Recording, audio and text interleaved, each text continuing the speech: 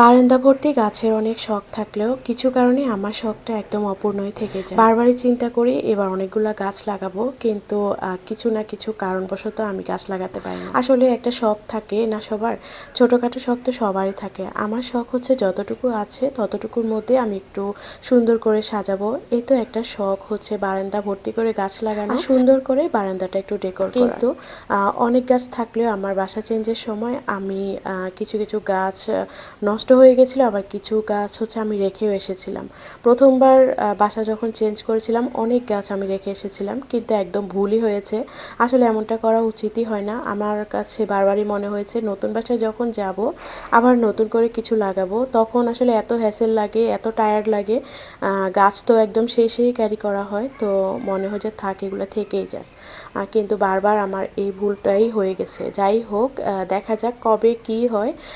শখ তো আস্তে আস্তে পূরণ হতেই পারে, তো সে পর্যন্ত ওয়েট করে না হয়। যাই হোক, আজকে রান্না করব একটা মিক্সড ভেজিটেবল দিয়ে তেলাপিয়া মাছের হচ্ছে তরকারি, আর সেই সাথে হচ্ছে একটা ভর্তা করব, মানে পটল, ডাঁটা আর মিষ্টি কুমড়া মিক্স করে একটা তরকারি রান্না করব, আর পটলের খোসা দিয়ে একটা ভর্তা করব। আসলে যেভাবে সেভাবে রান্না আমার কেন যেন ভালো লাগে না, তবে তেলাপিয়া মাছ দিয়ে এভাবে মাঝে মাঝে একটু ভালো লাগে।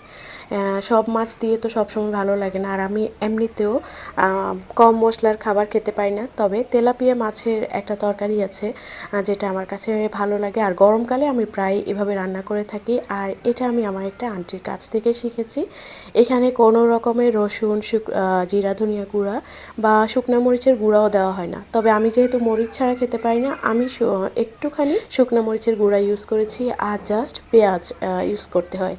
মানে তেলের মধ্যে বেশি করে পেঁয়াজ কুচি ভালো করে ভেজে নিয়ে তারপর হচ্ছে সামান্য হলুদ গুঁড়া দিতে হবে। আর যে যেমন ঝাল খায় সে ওইরকমভাবে ঝালটা দিবে, চাইলে কাঁচামরিচ বা শুকনো মরিচ। আমি সামান্য পরিমাণে শুকনো মরিচের গুঁড়া দিয়েছি, সেই সাথে বেশি করে কাঁচামরিচ দিয়েছি। আসলে এটা কিন্তু খুব একটা ঝাল হলে ভালো লাগে। মাছের তরকারির সাথে আজকে করেছিলাম পটলের খোসার ভর্তা, আর পটলের খোসার ভর্তার জন্য আমি খোসাটা আগে সেদ্ধ করে নিয়েছি, তারপর কিছুটা কাঁচামরিচ, রসুন ভালো করে টেলে নিয়েছি। এর সাথে এক পিস রুই মাছের লেজও ভেজে দিয়েছিলাম, সাথে পরিমাণ মতো পেঁয়াজ কুচি, আর হচ্ছে যে পটলের খোসাটা নিয়েছিলাম সেটাও ভেজে দিয়েছি, একটুখানি কালো জিরাও দিয়েছি। আর এই ভর্তা তোমরা মাস্ট ট্রাই করবা, এত মজার একটা ভর্তা। তবে কালো জিরা দিলে এটার টেস্ট লেভেলটা অন্য রকম একটা পর্যায়ে চলে যায়, মানে এত ভালো লাগে। যাই হোক, একটুখানি তরমুজের জুস খাচ্ছিলাম। আসলে এত ঠান্ডা ঠান্ডা খাচ্ছিলাম যে মেয়ের থেকে লুকিয়ে খেতে হচ্ছে, কারণ ও নর্মালি হচ্ছে তরমুজ টরমুজ কিছুই খাবে না। তবে একটু ঠান্ডা পেলে ও কেন জানি টেস্ট হলেও করবে, আর ওর এত পরিমাণে ঠান্ডা লেগেছে তো ভয়ে ওর থেকে একটু লুকিয়ে খাচ্ছিলাম। যাই হোক, আজকে অনেক কিছুই রান্না করেছি, দেখিয়েছি তোমাদেরকে দুটো রান্না। তোমরা ভালো থেকো, আবার কথা হবে। আল্লাহ হাফেজ।